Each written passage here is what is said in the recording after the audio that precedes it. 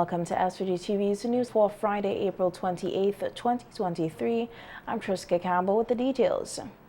The OECS Bar Association has joined its Commonwealth Caribbean counterparts in strongly condemning recent statements made by this country's Prime Minister, Dr. Alf Gonsalves, and Prime Minister of Barbados, Mia Mottley, at the recently concluded regional conference on crime in Trinidad held under the theme Violence as a Public Health Issue, the Crime Challenge. The OECS Bar said the statements made by the two prime ministers clearly constitute an attack on the independence of the judiciary and regrettably reflects the disconnect from the realities of criminal behavior in society and the role of the judiciary. Noting that the statements made by the prime ministers were widely published in the media throughout the region, in which they were harshly criticized, the judiciary statement from the OECS Bar Association said instead of focusing on the real issues impacting crime, such as the lack of investment in youth, the family, education, and the judicial system, the police, and the Crown Prosecution Service, some leaders preferred playing the blame game, blaming everybody else but the politicians currently in office. The OECS Bar says it is truly disappointed at the missed opportunity at the symposium in such an esteemed setting in finding a new and creative ways to tackle the scourge of crime, but instead leaving the headlines blazing and focused on judges and magistrates who speak from their judgments and are in no position to defend themselves publicly against such attacks. The association says it is especially disturbing that the offending statements came from two very admired former legal practitioners, one of whom was a formidable defense lawyer. According to the OECS Bar Association, the attacks on the judicial officers were wholly unfair, unfounded, uncalled for, and misplaced, noting that the bar associations in the region have been consistently calling over the years for an overdue injection of resources to boost the legal system, long suffering from poor accommodations, woeful, inadequate, and ill-equipped supporting registries, a serious shortage of judges to meet the ever-growing demand of cases within the system, and a lack of basic equipment and tools for transcription and other services to the work of judicial officers. The association says it is well known that the judicial officers are largely overworked and operate under less than desirable conditions, noting that examples are abound in the Eastern Caribbean of governments not paying their required financial contribution to the court, causing serious embarrassment to the judiciary.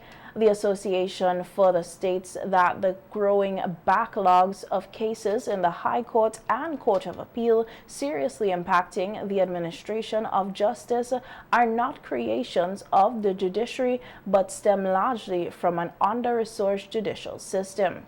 Noting that judicial officers are not above criticism, the OECS Bar Association said its Commonwealth Caribbean counterparts say they have a duty to rise in the defense of judicial officers against unfair and unwarranted criticism, especially by agents of other arms of the state seeking to absolve themselves from responsibility and heaping blame on them in circumstances where they cannot defend themselves. Meanwhile, responding to the criticisms of his speech at the recently regional crime symposium in Trinidad, Prime Minister Dr. Alf Gonsalves on radio today said, noting that he at the meeting can be contested.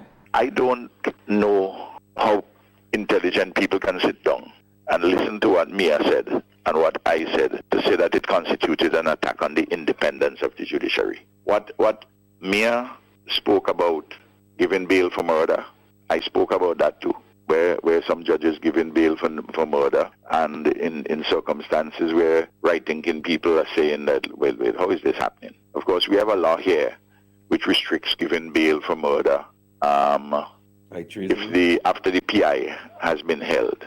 you can't come and you can only come to ask for bail after the preliminary 9 months investigation. 9 months after the PI. Okay. That's a law which is on the books here. So we have some restrictions on it. But in several jurisdictions, and we were talking across the region, that, and I see this trend, a worrying trend of a number of judges giving bails for murder in circumstances where you say, well, what is happening here?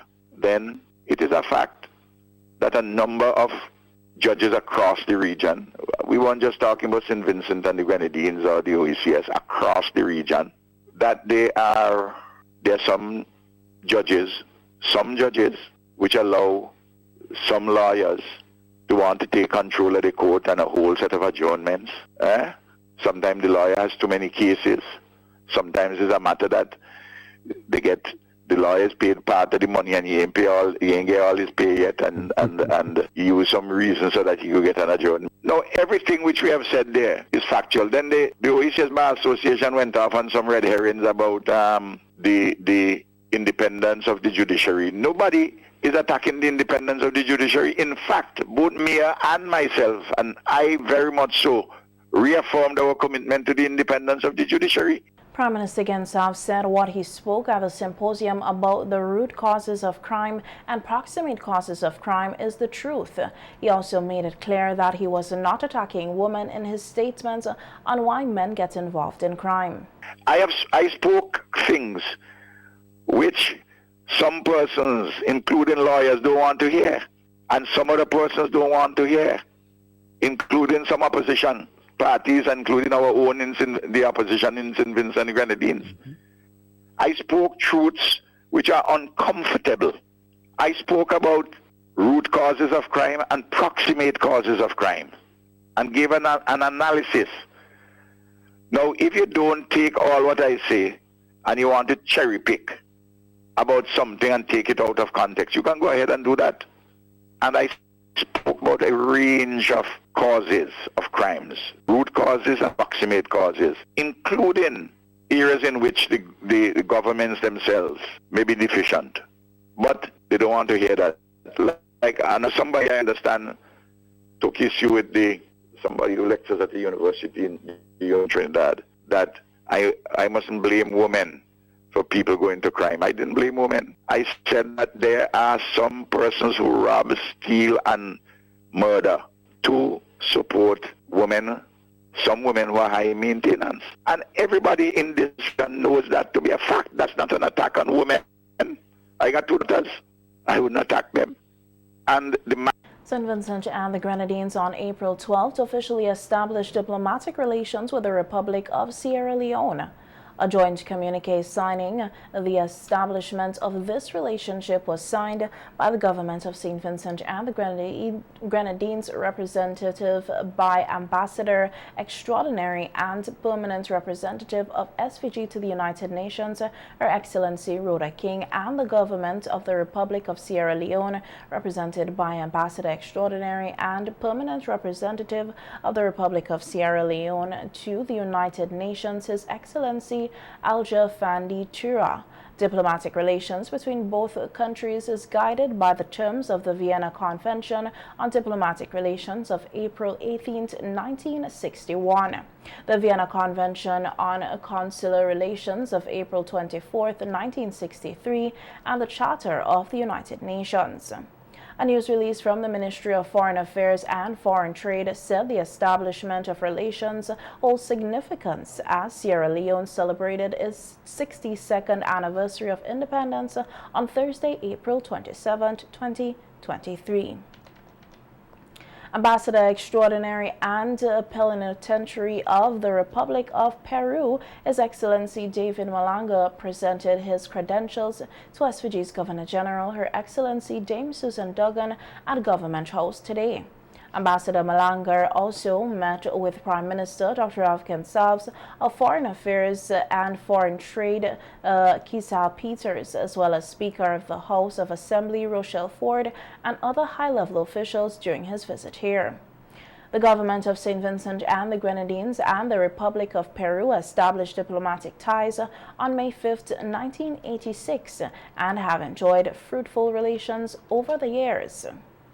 In other news now, a shipment of 160 tons of fertilizers is expected to be arriving in the country on Tuesday, May 2nd, 2023. This is according to Prime Minister Dr. Ralph himself, who on WFM Shake Up program today said the shipment of fertilizers is good news for farmers across St. Vincent and the Grenadines. The donation of fertilizers come from the Morocco Agency for International Cooperation, which acts on behalf of the Kingdom of Morocco. But we got an email yesterday that the Morocco Agency for International Cooperation, which acts on behalf of the Kingdom of Morocco, pursuant to the agreements which we have had, they're donating further a shipment of fertilizer, 160 tons. They would arrive on sometime pretty soon. Hopefully they will be here on May the 2nd. Okay. So I made sure that I sent this to the people in the Ministry of Agriculture. 30 local beekeepers benefited from a beehive management training workshop this week at the Agricultural Technical Institute in Orange Hill. The training workshop was to promote the prospects for beekeeping development and honey production in St. Vincent and the Grenadines. Addressing the workshop opening ceremony, Agricultural Extension Officer Alan Williams said that the Ministry of Agriculture, in collaboration with the Beekeeping Association and other auxiliary organizations, are aiming to conduct a beekeeping or hive expansion program. Focusing on the growth and the sustainability of the beekeeping industry. And during the COVID time, we were interrupted, and even the volcano had interrupted our progress, and we want to start back in full swing 2023. And this workshop is called Hive Expansion Program. We're going to share with you how we intend to expand the beekeeping sector in St. Vincent and how you could play a role in expanding the beekeeping industry. We also had planned today to actually to visit some of the apiaries, the apiary that we have here, a model apiary, so that you can see exactly what the program is all about and how you can fit in to make sure that we also develop and increase the number of colonies that we have here in St. Vincent. Williams said they are hoping to double the 627 colonies of bees in SVG in the next 18 months so that they will meet the local demand for honey. During the COVID post-volcanic eruption, we lost over 100 hives, and we were just before we had about 723 colonies, and we lost about 100. But by today, the latest report, we just be able to revive just about 100 more hives. We have about 627 colonies in total. We want to double that amount within the next 18 months or even 2 years or so that we can be able to meet our local demand for honey. We're only producing just about 1,200 gallons of honey per year, and the market seems to be expanding to about 2,100 gallons per year. And not to mention the honey that is going exporting, and is going overseas as well. So we have a big market that you can participate in and become entrepreneurs in beekeeping. All right, there's a big space for us, and we are glad to see that we have a mixture of youth and experience with us today. Williams further noted that the Ministry of Agriculture received funds from the Global Environment Fund 2 years ago to assist with the growth and sustainability of the local beekeeping industry, and that they are hoping to set up a model apiary here soon. We were trying to enroll, and part of the growth and sustainability of the beekeeping industry is try to set up a model apiary where we can focus, one apiary can focus on the production of queens, because generally most of our beekeepers are focusing on honey production, and honey and queens, they are interdependent.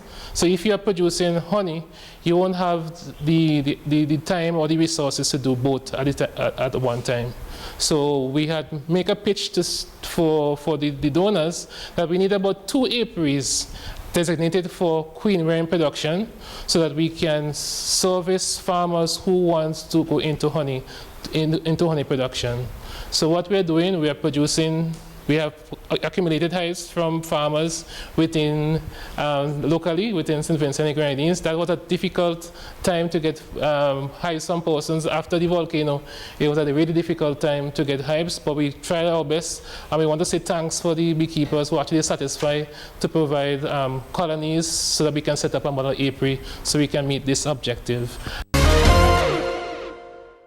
The Royal St. Vincent and the Grenadines Police Force, in collaboration with the Child Development Division in the Ministry of National Mobilization, today hosted a march and rally in Beckley to commemorate Child Abuse Awareness and Prevention Month, which is recognized from April 1st to 30th, 2023.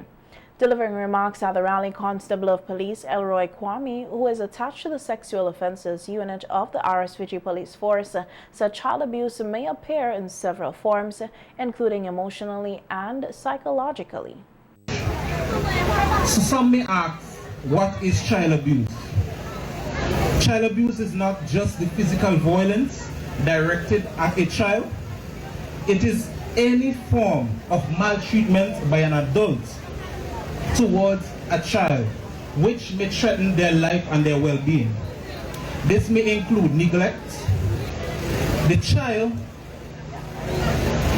abuse may come in different forms, and one of these forms will be physical violence, emotional or psychological abuse, physical neglect, emotional or psychological neglect, or even sexual abuse.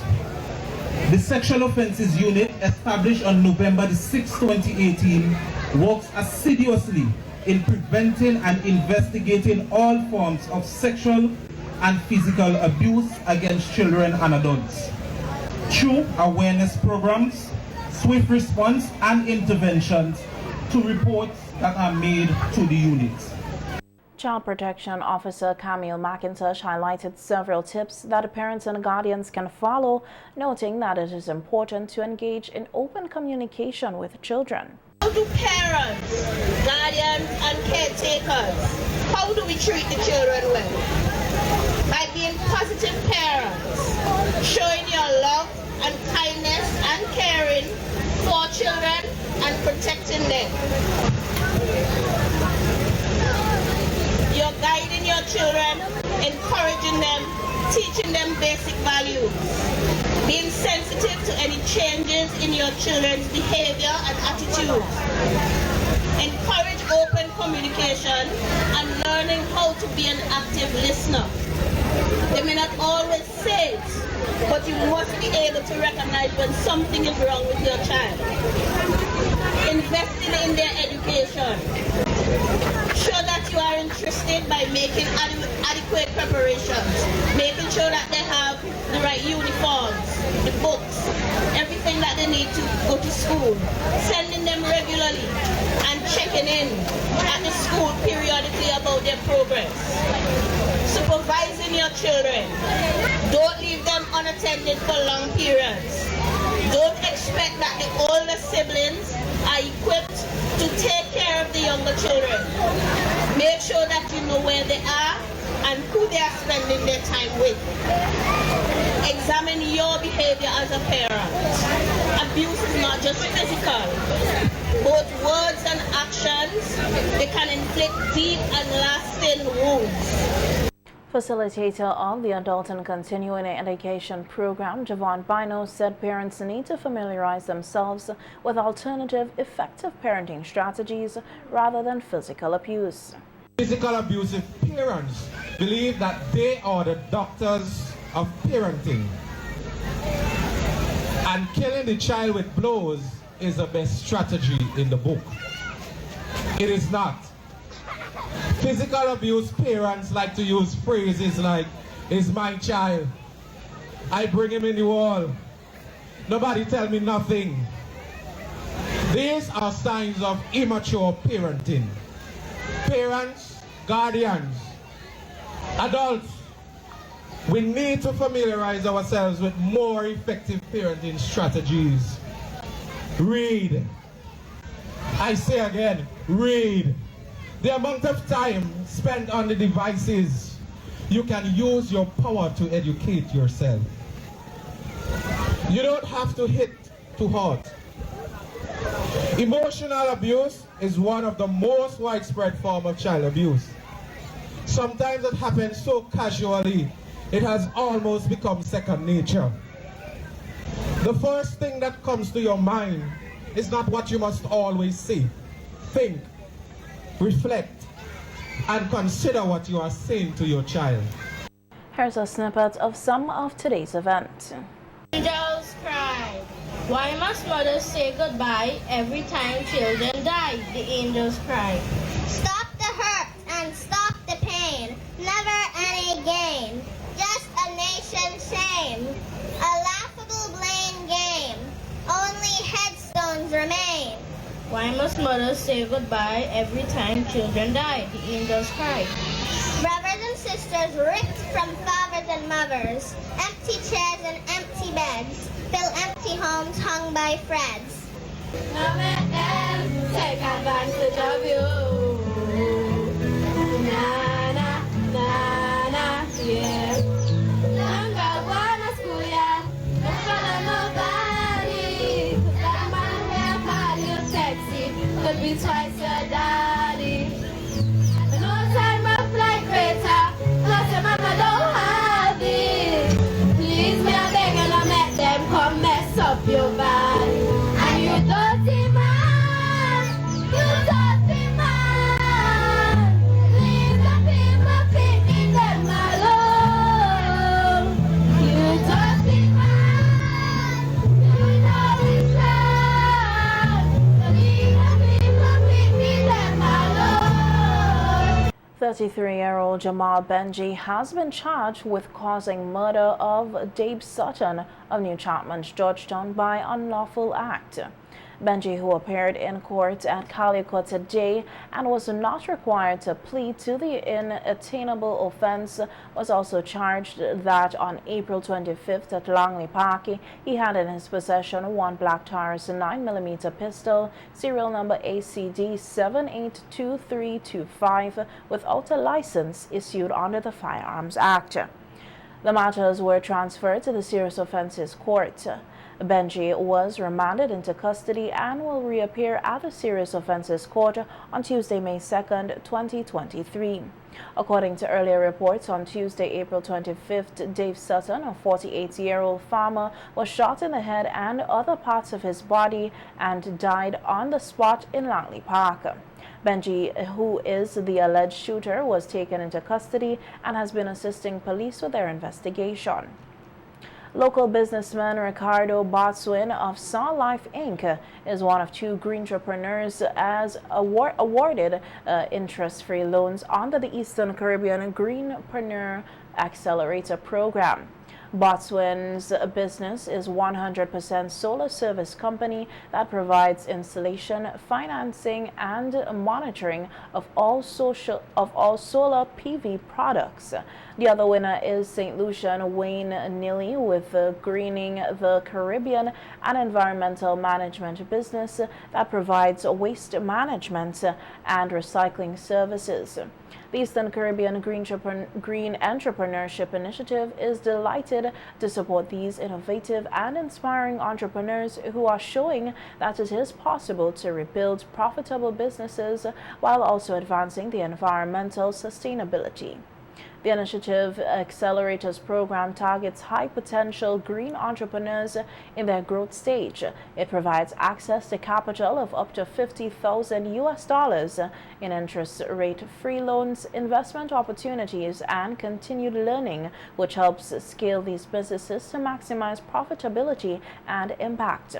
The program is part of the broader effort to foster a vibrant ecosystem of green entrepreneurship in Eastern Caribbean, one that can drive economic growth while advancing environmental sustainability and social influences. The Eastern Caribbean Green Entrepreneurship Initiative is funded by the Qatar Fund for Development and implemented by the Global Green Growth Institute in partnership with the Organization of the Eastern Caribbean States. The regional program aims to foster and facilitate the development, establishment, and growth of innovative green enterprises in 6 Protocol OECS member states, namely Antigua and Barbuda, Dominica, Grenada, St. Kitts and Nevis, St. Lucia, and St. Vincent and the Grenadines. Unicommerce St. Vincent Limited has appointed Janelle Jean as its senior manager. In a news release, the company said as senior manager, Jean will be responsible for the management of full operations of the St. Vincent business unit, ensuring delivery of maximum value to all customers, employees, and key partners. Gina's character is a chartered banker and holds an MBA for the University of Bangor. She brings a wealth of experience in finance, banking, and business operations. Her most recent position was Chief Executive Officer at a major offshore bank. Jonathan Johannes, OECS Managing Director, said her experience and proven track record in leading organizations make her an ideal candidate to lead the Unicommerce St. Vincent Limited as they continue to grow and innovate in the OECS. The company also thanked Wendy Edwards, Credit Manager as Unicommerce St. Vincent Limited, for stepping up during the absence of a senior manager and bringing stability and leadership to the St. Vincent market. Jean officially takes up her duties in the country on May 2nd, 2023.